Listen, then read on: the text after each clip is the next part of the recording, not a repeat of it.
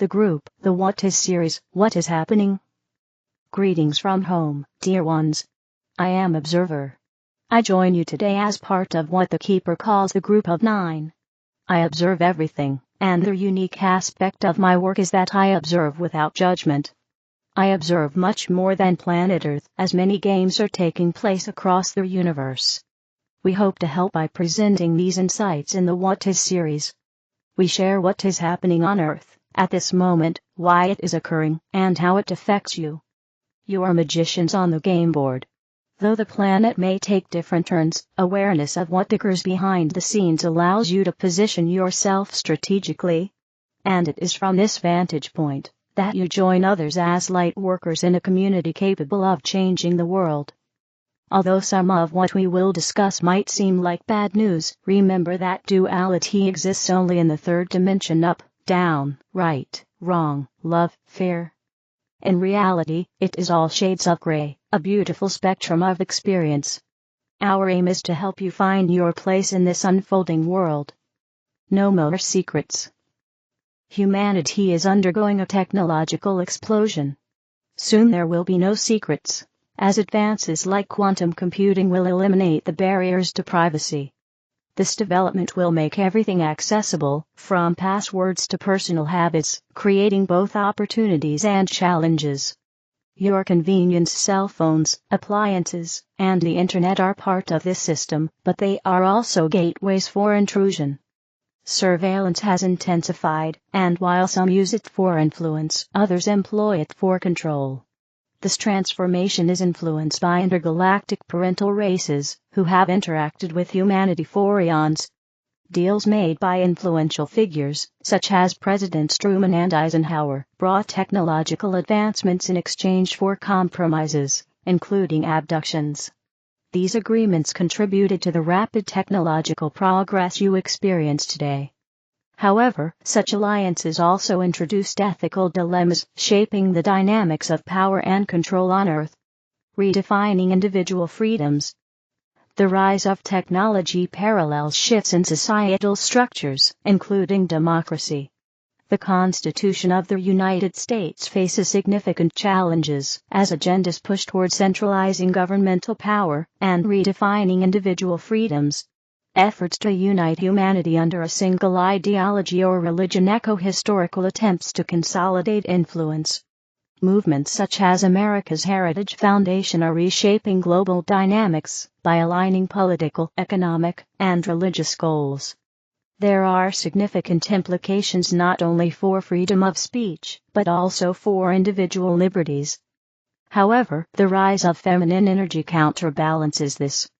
The feminine emphasizes harmony and unity over force, challenging the dominance of masculine structures. Humanity's journey toward the fifth dimension offers opportunities to transcend duality, embrace the spirit, and create harmony. In this higher vibration, you can let go of fear and align with love. New Earth. Your role as creators is vital, for you carry the seeds of the new Earth. Through love and unity, you can manifest a fifth-dimensional reality. The challenges ahead are opportunities to awaken your spirit, hold light in your heart, and anchor higher vibrations. This time is significant, and your presence here is purposeful. Remember who you are: powerful beings capable of shaping a brighter future. Welcome home, dear ones. Treat each other with respect, nurture one another, and play well together. I am Observer and I love to watch. I cherish the honor of observing your journey. Espavo. The Solstice Passage. This is the solstice, the still point of the sun, its cusp, and midnight, the year's threshold, and unlocking, where the past lets go of and becomes the future, the place of caught breath, the door of a vanished house left ajar. Margaret Atwood. The solstice chart for December 21st not only marks the ingress of the sun into Capricorn, it also sets the tone for the next quarter of the year. And when looking at the solstice chart for December 21st, 4:20 a.m. here on the eastern coast of the U.S., it appears to be tying up all of the prevailing and some of the incoming trends. Like a snapshot of our lives, we can see where threads are weaving, and where others are merely dangling, and perhaps even unraveling. 1. There seem to be three important pieces to this chart. The first is that the sun, who is the star of the show, is currently at the bending, or square the nodal axis, the eclipse axis. In and of itself this points to a time of transition and change. As we stand here, we can see some doors closing and others opening. We have some idea of what the past represented for us, but what makes this a little exasperating is that the door that is opening is veiled by Neptune, still in its very last degrees of Pisces. We literally cannot see what the future foretells. Rather, it feels like we are stepping into a fog, with neither a roadmap nor a light to guide the way. It is hard to see a clear path when Neptune sits on the nodes, and so we enter into this new era with a great deal of unanswered questions, misunderstandings, and confusion. In order to learn the truth, we turn over every rock, we investigate every clue, wanting to solve the mystery of the future which remains inscrutable. Living with uncertainty and contradiction can be very difficult and frustrating. And because we have been disappointed and let down in the past, we don't know who or what to trust anymore. So we attempt to fill in the void with our imaginations and our fears, which, to be honest, is not usually that reliable. However, even if we cannot see our way clearly, we have nowhere else to go but forward. Like lemmings to the sea, or, as if swept along by an ephemeral fog, we are being beckoned. We may not find the clarity we are seeking, but we are nonetheless being asked to have faith. The faith that somehow, some way, by following our inner guides, our conscience, our hearts, our own realizable truth, we will be led precisely where we need to be. We are all being swept along on this tide. But we are also finding our own way as well. The former feels unavoidable. The latter is dependent on our choices. 2. When the path is uncertain, you go a little slower. It's not unlike driving on a foggy night, or walking into a dark room full of furniture. You just slow down. Jerome Powell, Chair of the Federal Reserve of the U.S. On December 24th, there will be the second of 3 exact squares between Jupiter and Saturn. And this is at the focal point of the second piece of the solstice chart. On the day and time of the solstice, the moon, which is in Virgo, will make an exact opposition to Saturn and square to Jupiter, creating a T-square, which is an aspect of conflict, or perhaps some reticence and indecision. This also ties in the third Mercury/Jupiter opposition, which is exact on December 26th. Mercury and Jupiter have been doing this dance in each other's signs, Mercury in Sagittarius, and Jupiter in Gemini, for weeks. This has been responsible for much of that scattered dissembling we've all been experiencing since mid-November. The retrograde of Mercury did nothing to help the circumstances in the weeks that followed. Overwhelmed by an abundance of information permeating the airwaves as well as our minds, left many feeling overwhelmed and unable to process anything. And the poor beleaguered moon in Virgo, in the solstice chart, is attempting to make sense of the insensible. Like herding cats, or shoveling snow in a snowstorm, we have our work cut out for us, the difference being the square to Saturn. Mercury/Jupiter in the movable signs of Sagittarius and Gemini is boundaryless and unending. As we were bombarded with information from all sides, unable to look away, and yet unable to make sense of any of it. Saturn is asking us all to set appropriate boundaries, to fact-check, to limit our consumption, to screen out the noise. Unfortunately, it will likely have other ill effects as well. Gemini and Sagittarius contain the sources of our information. And the truth is that much of the media has been floundering. Some well-respected sources have been waffling about, and not necessarily taking a stand where they should have. Others have been acquiescing. Some are in danger of folding. Saturn is asking us all to get a grip. With Neptune on the North Node, we are needing to learn how to discriminate, to process, to edit, and to organize. We need lighthouses, and lodestars, and road maps. Not frenzied clickbait, exaggeration, and innuendo. Sometimes all we need to do is slow down. Jupiter has been trying to get us to see things from another perspective, and to grow beyond our previously limited beliefs and assumptions. To see the truth, to know the truth, and to hold to it, to believe in it even when the reliable sources of information are being tamped down, and the unreliable sources are wreaking havoc. Jupiter wants us to grow and to learn. Saturn might hold us back out of fear, and maybe even control. But Saturn can also help us to sift through the myriad of information, organize it, and then make sense of it. When Jupiter and Saturn work together, we see a clear plan unfolding before us. When they are pushing against one another in this way, we may feel simultaneously like there is way too much to process, while being limited from receiving the information that we really need in order to make clear decisions moving forward. 3. The third piece of the solstice chart is a configuration called Thor's hammer, centered around the sesquiquadrate between Jupiter and Pluto. The moon in Virgo, in the solstice chart, is also making a sesquiquadrate to Pluto. This is the very definition of Thor's hammer, two planets in square to one another, Moon and Jupiter, while both sesquiquadrate another, in this case Pluto. The very name sesquiquadrate on its own sounds like a mouthful. These minor aspects can be indicative of circumstances that we had perhaps been living with for many years, perhaps decades, perhaps lifetimes, and just assumed that this was the very heart and nature of the human experience itself. So why change it? Why question it? Even if it was demeaning.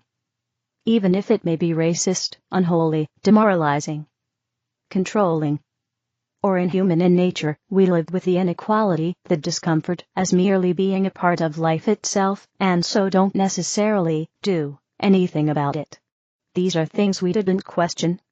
But when we are made aware of these circumstances, and we can see them for what they are, it can no longer be ignored. We might have put up with them because we were used to them, or we put up with them in order to not rock the boat, or we felt there were no other options but to contend with the internalized friction it was causing.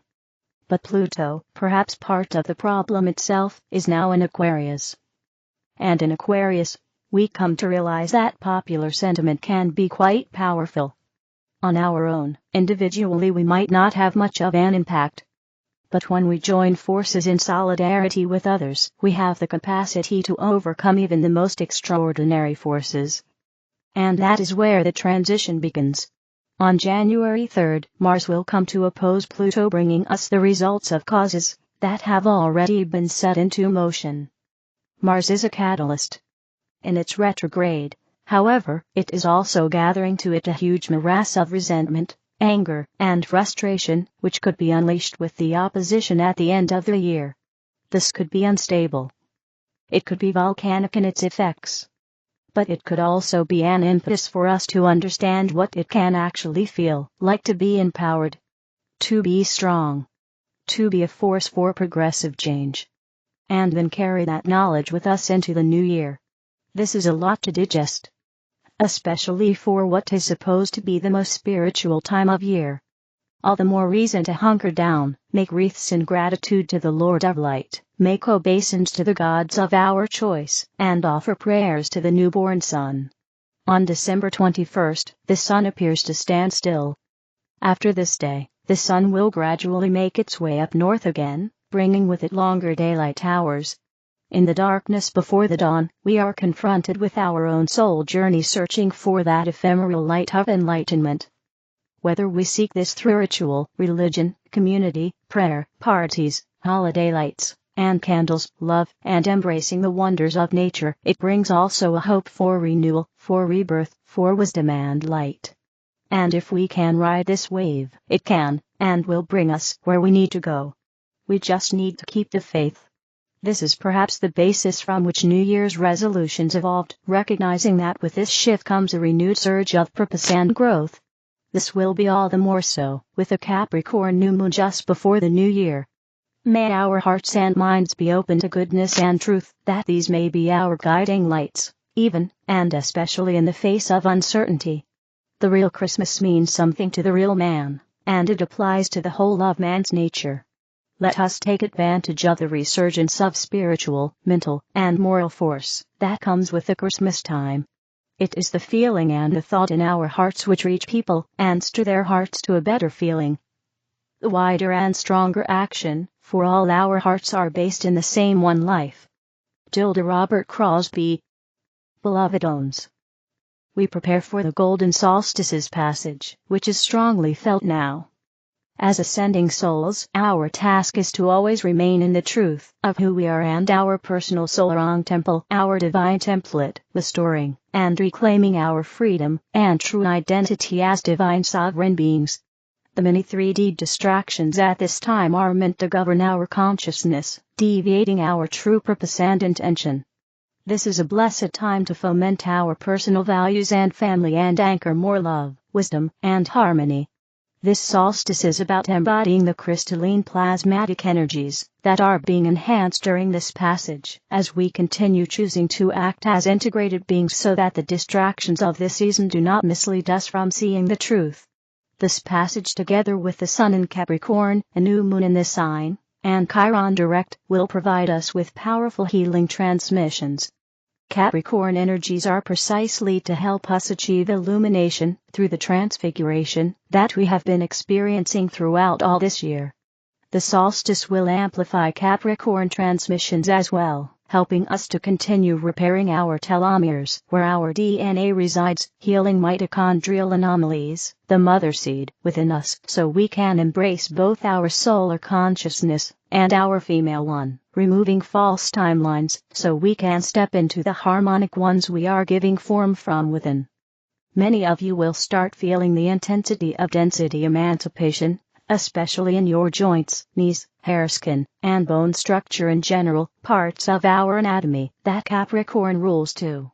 This is where true ascension begins, when our bone structure, the denser one, starts shifting.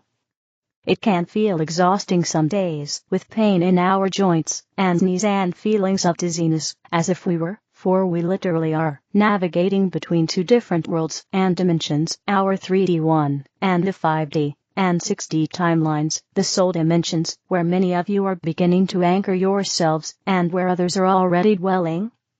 Descending the angelic transmissions, to assist our planet in its transfiguration. You, as already advanced and brave souls, who chose to incarnate on a wonderful, but very challenging at the same time, planet, have all the wisdom, power, and divine resources required to continue remembering, transforming, and reclaiming who you are, and your divine mission.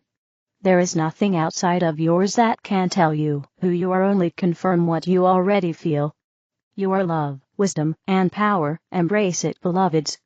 You are divine design. Remember that one all challenges you beyond your human understanding. May you create a wonderful Christmas season and now year, beloveds. Thank you for another year of constant assistance and harmonic seeding. Thank you for the gift of your presence. With an infinite love and gratitude. Natalia, Alba, source, arrayofflight.com. The other videos are in the English video playlist. Help me spread the light, click like, share, and subscribe to the channel. Thank you.